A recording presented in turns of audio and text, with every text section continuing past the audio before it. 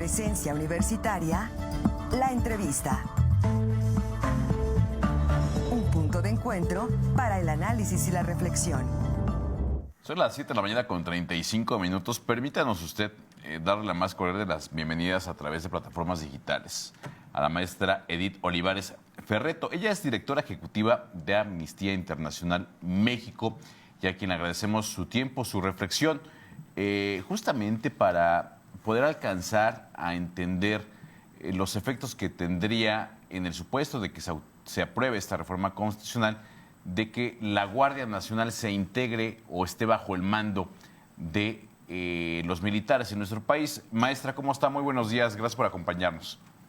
Muy buenos días también a toda su audiencia, a todas las personas de Querétaro. Muy buenos días.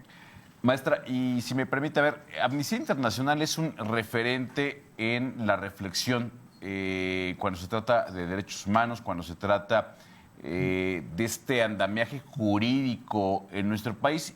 Y hoy está presente en la agenda política y social esta posibilidad de que sea aprobada una reforma constitucional que permita incorporarse a la Guardia Nacional bajo los mandos, bajo las órdenes de los militares en nuestro país.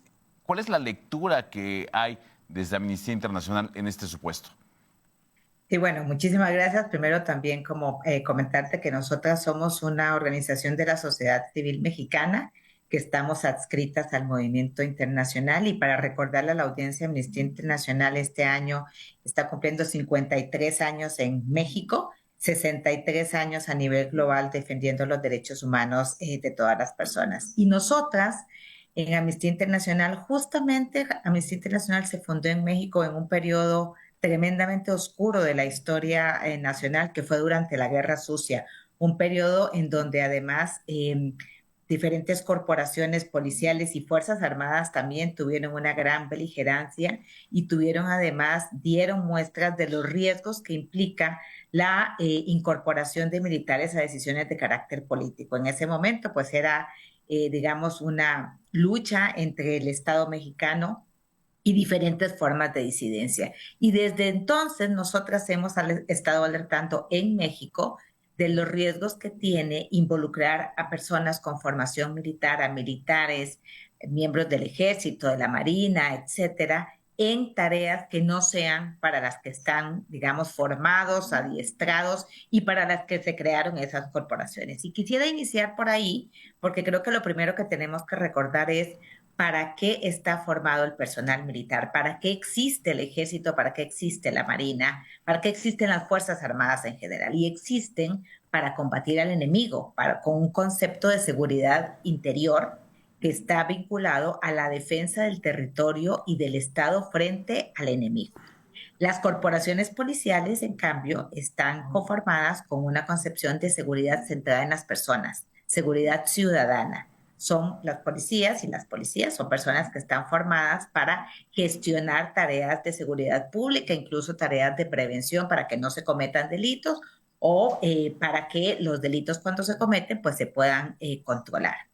Lo que hemos venido viendo desde hace ya 18 años, prácticamente 20 años en México, es un incremento progresivo de la participación de las Fuerzas Armadas, primero en tareas de seguridad pública, que esto básicamente fue a partir de la decisión del expresidente Felipe Calderón, que sacó a los militares a las calles a operativos concretos, y ahora tenemos a las Fuerzas Armadas prácticamente en todo el país y están dedicadas totalmente a las tareas de seguridad pública.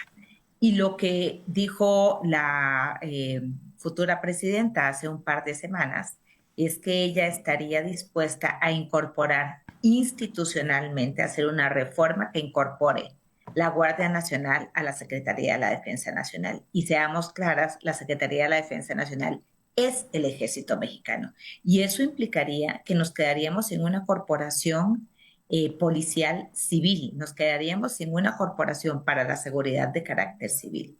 Y además de lo que te he comentado, pues esto viola todos los estándares internacionales que regulan cómo deben hacer los estados uso de las Fuerzas Armadas para tareas de seguridad pública, porque sí lo pueden hacer, pero cómo lo pueden hacer tiene que ser de manera temporal, tiene que ser subordinada a una corporación civil, tiene que ser de carácter extraordinario y todo eso lo hemos venido violando de manera consecutiva desde hace 18 años. Pero esta reforma constitucional y esta propuesta de la futura presidenta implicaría renunciar totalmente a tener una corporación civil de carácter, digamos, de una seguridad centrada en las personas con una corporación civil como deberíamos tenerla en México, como se tiene en todos los países del mundo. Exactamente, la autoridad señala que se trata de una situación extraordinaria, es decir, la presencia del crimen organizado con la cual pues no se ha podido hasta este momento tener un control. Dice la autoridad, bueno, ante esto vimos la necesidad de hacer todas estas reformas. ¿Se justifica el tema del combate al crimen organizado con la militarización que se podría dar en este tema? Fíjate que desafortunadamente esa ha sido, digamos, la motivación de 3 presidentes seguidos, ¿no? De Felipe Calderón, luego Enrique Peña Nieto y luego Andrés Manuel López Obrador. Y nosotros lo que hemos venido estando, o sea, hemos repetido durante estos últimos 18 años es que de carácter extraordinario, como decía, se puede hacer uso de las Fuerzas Armadas, pero de manera paralela hay que ir fortaleciendo las corporaciones civiles, porque el otro día también lo comentábamos, si hace 18 años, cuando Felipe Calderón sacó a los militares a las calles, hubiera paralelamente iniciado un proceso de fortalecimiento de las corporaciones civiles, hoy no tendríamos que necesitar de las Fuerzas Armadas. Y esto llama mucho la atención porque hay un fortalecimiento de las corporaciones militares que no solamente se han dedicado a la seguridad pública, sino que en particular en este sexenio se les han adjudicado muchas más tareas, más de 270 tareas de carácter administrativo, incluidas construcción de obra pública, las grandes obras de gobierno, la gestión de aeropuertos, aduanas, la vacunación en México fue también controlada por la Guardia Nacional, entonces tienen mucho más recursos, tienen mucho más poder y paralelamente se van debilitando las corporaciones civiles. Hoy en México no tenemos Policía Federal. Tenemos una Guardia Nacional que está totalmente militarizada, pero que ahora pasaría a formar además parte de el ejército mexicano. ¿Cuál es la corporación civil que vamos a tener en el país y cómo vamos a dejar esta temporalidad que por 18 años pues ya no es temporal ni extraordinaria, pero cuál es el plan cuando además hay un compromiso del Estado mexicano de que en 2028 los militares van a volver a los cuarteles? ¿Cuáles militares van a volver a los cuarteles y cómo se están fortaleciendo las corporaciones civiles? Nuestra expectativa era que la futura presidenta, cuando tomara posesión, dijera, este es el plan de retiro de las Fuerzas Armadas y vamos a empezar a trabajar en 2024 para que en 2028 ya podamos estar en esa situación y cesar esta situación extraordinaria que tenemos en el país. Ahora, ¿qué hacer desde la sociedad civil en acciones que trasciendan? Porque, bueno, hay reflexión, hay foros, hay discusiones, pero ¿qué hacer para que esta reflexión se traslade a un plano que la autoridad no tenga la posibilidad de materializar esta reforma o lo haga con una visión más amplia, como usted lo señala, maestra, de fortalecer las policías civiles, fortalecer las secretarías de seguridad ciudadana a nivel estatal, a nivel federal, a nivel municipal? ¿Qué hacer? ¿Qué nos resta como sociedad? Bueno, yo diría 2 cosas. La primera, creo que hay que escuchar y poner mucha atención a las víctimas de graves violaciones a derechos humanos en México, que tienen mucho que decirnos, tanto a la sociedad civil como a las autoridades. Este es un país muchísimo más peligroso hoy de lo que era hace 18 años. Y la evidencia no está solo en las cifras de personas desaparecidas, más de 116,000 personas desaparecidas, el 90% ha desaparecido en estos últimos 18 años en el proceso de militarización de la seguridad pública, asesinatos de periodistas, asesinatos de defensores y defensoras de derechos humanos, el incremento de los homicidios, de los feminicidios. Es decir, lo primero que yo creo que habría que hacer es escuchar también a las víctimas también de las violaciones a derechos humanos cometidas por las Fuerzas Armadas, víctimas de ejecuciones extrajudiciales, por ejemplo, escucharlas y escuchar también los razonamientos que muestran muy claramente que esta es una estrategia absolutamente fallida. Y creo que lo otro es cuestionarnos qué es lo que está detrás de esto. ¿Por qué hay una insistencia de un gobierno tras otro de mantener a las Fuerzas Armadas justamente cuando la estrategia no nos ha dado más seguridad en el país? ¿Qué es lo que está detrás? Y invitarles también a escuchar y a los diálogos y a las posiciones de diferentes, sobre todo yo ya hago un llamado a escuchar a las víctimas, porque pues las organizaciones de la sociedad civil muchas veces tenemos reflexiones de carácter técnico, pero las víctimas tienen historias de violaciones a derechos humanos que a ellas se les han cometido y que sería muy bueno que las autoridades escucharan, porque ellas mismas además les podrían decir qué es lo que está pasando en este país, qué es lo que pasa en las localidades, en las comunidades en donde las personas tienen contacto constante con elementos militares. ¿Qué pasa en esa convivencia? ¿Cuáles son las violaciones a derechos humanos? ¿Cuáles son los riesgos o los temores que tienen las personas que viven en esas comunidades? ¿Qué es lo que hemos estado perdiendo en este país cuando hemos dado tanto poder a los militares? Y voy a dar un ejemplo, no, evidentemente yo soy una directora de una organización de la sociedad civil, no una víctima de violación a derechos humanos, pero voy a dar un ejemplo que es muy cotidiano. ¿Por qué las personas que viajamos en este país, que utilizamos el aeropuerto para viajes nacionales o internacionales, tenemos que estar en constante contacto con elementos de la Secretaría de la Marina? ¿Qué está haciendo la Secretaría de la Marina en el aeropuerto, en los aeropuertos del país? ¿Y por qué hemos renunciado a que sean civiles quienes gestionen aduanas y aeropuertos, ¿no?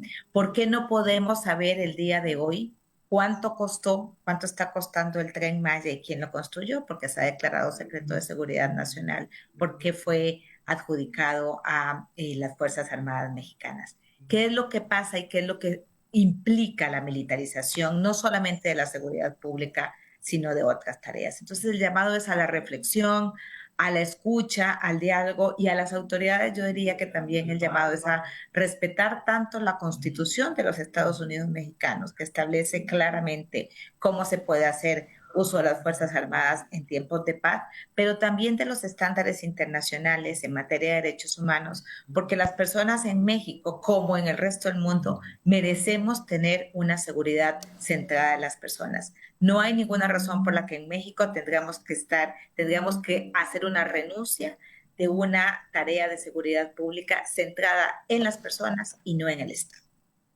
Ahora, ¿cuál ha sido la relación como organizaciones civiles con el gobierno de Andrés Manuel López Obrador? Ya casi concluyendo, ¿se les ha escuchado, se les ha tomado en cuenta? ¿Y cómo esperan que sea la relación en la próxima administración?